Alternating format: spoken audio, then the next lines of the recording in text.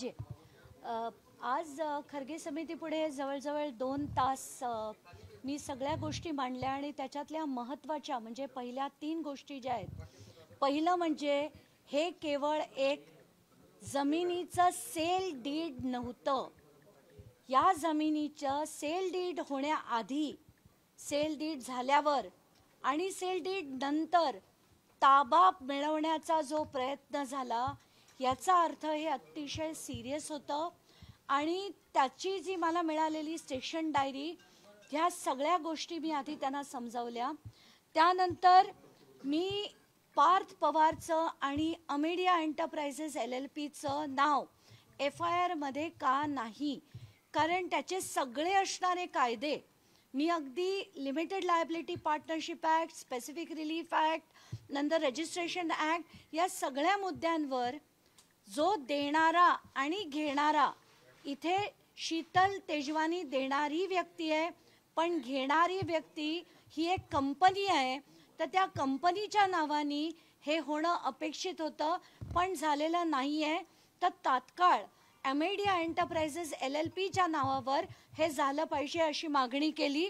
आणि तिसरं म्हणजे मी सगळ्या गोष्टींचं जवळजवळ 98 पानांचं सबमिशन केलं आहे. आता याच्यात सुरुवातीने त्यांनी जे 22 तारखेला रेझोल्युशन केलं, 24 तारखेला DIC कडे मागणी केली, DIC कडे फक्त LOI मिळालं. त्यानंतर त्यांनी 10 तारखेला, आणि हे महत्त्वाचं आहे की त्यांनी आधी ॲडज्युडिकेशनसाठी एक ॲप्लिकेशन केलं होतं अमेडिया एंटरप्राइजेस LLPने, आणि हे ॲडज्युडिकेशन जे आहे त्याची रिसीट, त्याचं पेमेंट, त्याचं सेल डीड, हे सगळ्या गोष्टी अमेडिया एंटरप्राइजेस LLPच्या नावाने झाल्या होत्या. त्यामुळे असं म्हणताच येत नाही की फक्त दिग्विजय पाटलांच्या नावावर FIR झाली ते योग्य आहे. आत्ताच्या घटकेला जे मुठे समितीचा अहवाल आला, आता बावनकुळे म्हणतात ती समितीच नव्हती, तर मुळात म्हणजे ह्या मुठे समितीने जे FIR करणं गरजेचं होतं ते अमेडिया एंटरप्राइजेस LLPवर करणं गरजेचं होतं. लिमिटेड लायबिलिटी पार्टनरशिपचे सगळे कायदे काय म्हणतात की एखादं फ्रॉड जर कंपनीने केलं तर सगळ्याच्या सगळ्या पार्टनरवर त्याची अनलिमिटेड लायबिलिटी होते. आणि हे सगळं मी त्यांना वाचून दाखवलं. त्याचे सगळे पेपर्स, त्याचे क्लॉजेस, त्याचे सेक्शन्स, या सगळ्या गोष्टी मी याच्यात अटॅच केलेल्या आहेत. मी त्यांना आधी ॲडज्युडिकेशनचे पेपर दिले, मग त्याच्या पुढे ते अग्रीमेंट कसे झालं ते बोलले. त्यानंतर सगळ्यात महत्त्वाचा मुद्दा जो खरंच मराठी माध्यमांनी आत्तापर्यंत कव्हर केला नाही आहे तो आहे ताबा घेण्याचा जो प्रयत्न त्यांच्याकडनं जोर जबरदस्तीने करण्यात आला. ती स्टेशन डायरी ती मी याच्यात अटॅच केलेली आहे की अमुक अमुक लोकांनी बाउन्सर घेऊन 16 जूनला म्हणजे जवळजवळ 1.25 महिन्यानंतर आज जाऊन तिथे जो धुडगूस घातला, जो ताबा मिळवण्याचा प्रयत्न केला, ह्याच्यामुळे अजित पवार असं म्हणूच शकत नाहीत की हा फक्त सौदा रद्द करण्यात आला, तर एकतर हा रद्द करता येत नाही. 2 लोक ज्यांनी फ्रॉड केलंय, हा कायदा म्हणतो की यांना अधिकार नाही. दुसरं, ही जमीन सरकारची होती, ती विकण्याचा किंवा काही त्याचा हे करण्याचा अधिकार 2 फ्रॉड्युलंट व्यक्ती करू शकत नाहीत. त्यांना आत्ताच्या घटकेला 21 कोटी रुपये दंड, 21 कोटी रुपये स्टॅम्प ड्युटी, त्याच्यावर असलेला दंड भरणं गरजेचं आहे. ते झाल्यानंतर कलेक्टरांनी कोर्ट मूव्ह करून त्याच्यावर कारवाई करायला हवी. आत्ताच्या घटकेला या समितीवरच माझा पहिला आणि मोठा आक्षेप होता की जे अजित पवार पुण्याचे पालकमंत्री आहेत, ज्यांच्या अध्यक्षतेखाली असंख्य वेळा बैठका होतात, त्याच लोकांना या समितीत घेतलं गेलंय. आणि माझा सगळ्यात जास्त मोठा आक्षेप हा कलेक्टर दुडी यांच्या विरुद्ध आहे. कारण आज मी सगळे कागदपत्र दिले. कलेक्टर दुडी यांना सेंट्रल गव्हर्नमेंटकडनं कळवण्यात आलं होतं की अर्जंट इंटरव्हेन्शन करा, आणि अर्जंट इंटरव्हेन्शन त्यांनी करण्यासाठी अर्ज 16 जूनला दिला होता की ताबडतोब कारवाई करा, आमच्या इथे काही माणसं येऊन ताबा मिळवण्याचा प्रयत्न करतायत. तर हा ताबा आम्हाला देता येत नाहीये, तुम्ही अर्जंटली इंटरव्हीन करा. दुडी काय करतात, 16 तारखेच्या अर्जावर 24 तारखेला SDO ला लिहितात की याच्यावर रिपोर्ट आम्हाला सबमिट करा. का, कशासाठी? सरकारची जमीन आहे, तात्काळ त्यांनी SDO, तहसीलदार, IGR सगळ्यांना बोलवून घ्यायला पाहिजे होतं. 1800 कोटीची जमीन होती, पण कलेक्टर दुडी काय करतात, तर फक्त एक पत्र SDO ला 8 दिवसांनी म्हणजे 24 जूनला पाठवतात. ते महारथी 21 दिवसांनी म्हणजे 14 जुलैला ते पत्र पाठवतात तहसीलदारांना की तुमच्याकडनं आम्हाला अहवाल पाठवा. ते तहसीलदार येवले त्याच्या त्या दिवशी अहवाल पाठवतात. त्या अहवालात सरळ सरळ नमूद आहे की हा व्यवहार हे खरेदी खत झालेलं आहे आणि खरेदी खत जर झालेलं होतं हे SDO ना कळवलं होतं. याची कॉपी कलेक्टरकडे गेली होती. तर तब्बल जुलैपासनं आणि त्याच्या आधी जूनमध्ये देखील या बोटॅनिकल सर्वे ऑफ इंडियानी त्यांना कळवलं होतं, तरी कलेक्टरांनी काहीही कारवाई केली नाही. आता कलेक्टर इज अ कस्टोडियन आपल्या जमिनीची. सरकारी जमीन म्हणजे जनतेची जमीन, त्याची जबाबदारी असते. तर याच्यात मी ते कायदे देखील दिलेत की कलेक्टरच्या जबाबदाऱ्या काय आणि त्यांनी त्या कशा निभावल्या पाहिजेत. तर आत्ताच्या घटकेला जे म्हटलं जात आहे की कलेक्टरांनी त्यांनी कारवाई केली, कुठची कारवाई केली असं मी लेखी मागितलं होतं RDC ऑफिसकडे. त्यांच्या आलेल्या पत्रात एक काडी मात्र ओळ नाहीये कुठल्याही कारवाईची. आता दुसरा प्रश्न की कलेक्टरांनी ह्याची माहिती की सरकारी जमिनीपैकी 40 एकरचा व्यवहार झालाय, ही माहिती त्यांनी पालकमंत्र्यांना दिली होती का, आणि याचं उत्तर कलेक्टरांना देणं गरजेचं आहे. कारण हा नुसता प्रोसिजरल लॅप्स नाहीये. माझा तर थेट आरोप आहे की याच्यात पॉलिटिकल प्रेशरमुळे यांनी ही कारवाई केलेली नाही.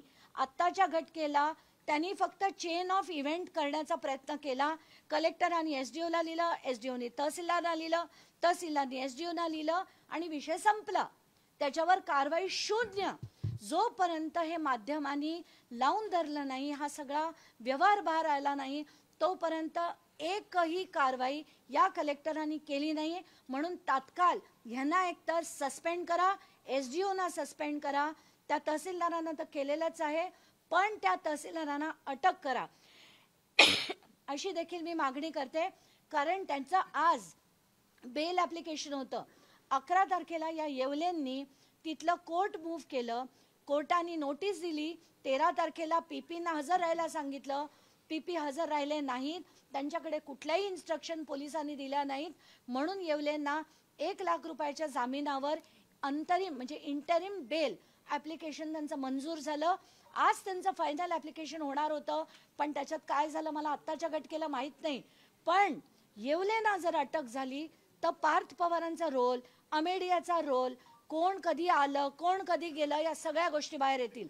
आज दुसरं म्हणजे त्या शीतल तेजवानींना जिथे बोलवलं गेलं त्या अगदी थाटामाटात तिथे लाऊंजमध्ये बसल्या होत्या. जर एखाद्या पाकिट मारायला जेलमध्ये नेलं तर त्याला फरफटत नेलं जातं, पण या शीतल तेजवानीला ज्या थाटात बोलवलं गेलं, बसवलं गेलं, हे अतिशय चुकीचं आहे. आणि मग कृपा करून म्हणू नये की justice is the same, everybody is in the same in the eyes of law. नाही आहे. शीतल तेजवानीला वेगळे कायदे, पार्थ पवारांना वेगळे कायदे, त्या दिग्विजय पाटीलला वेगळे कायदे. कायदा हा समान सगळ्यांसाठी नसतो. अजित पवारांसाठी वेगळा असतो. सिंचन घोटाळ्यातनं बाहेर, शिखर घोटाळ्यातनं बाहेर, जरांदेश्वरमधनं बाहेर, आणि आता या स्कॅममधनं जर बाहेर येण्याचा प्रयत्न जरी त्यांनी केला तर तो मी होऊ देणार नाही. चौकशीनंतर सुद्धा वरिष्ठ पोलिसांच्या गाडीतून शीतल तेजवानी यांना सोडण्यात आलेलं आहे. आता तर हे अति अति अति अति अति अति होतंय. मला तर आता हे पाहवत नाही. आणि आता या सगळ्या पोलीस अधिकाऱ्यांना खरं कायद्याने खेचलं पाहिजे कोर्टात की कुठल्या अधिकाऱ्यांनी त्यांना गाड्या दिल्या, का दिल्या गाड्या, काय म्हणजे ज्या माणसाला अटक करायला पाहिजे, ज्याच्यावरचे आरोप 7 ते 14 वर्षाचे आहेत, ज्याच्यात सुप्रीम कोर्टची ऑर्डर आहे की जर 2 वर्षाच्या वर असतील तर त्यांना अटक करण्याचे अधिकार आहेत, तर कुठच्या अधिकाऱ्यांनी शीतल तेजवानीला सोडण्यात आलं आणि ते सुद्धा थाटामाटात पोलिसांच्या गाड्यात.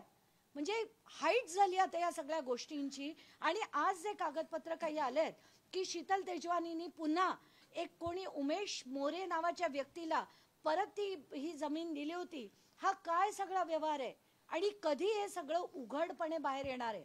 तर आत्ताच्या घटकेला मला कोर्टात जाण्याआधी, कारण सरकार म्हणालं असतं की आम्ही ती समिती बनवली होती, तुम्ही समिती पुढे यायला हवं होतं, म्हणून आज मी हे रिटन सबमिशन तेवढ्यासाठी समिती पुढे दिलंय.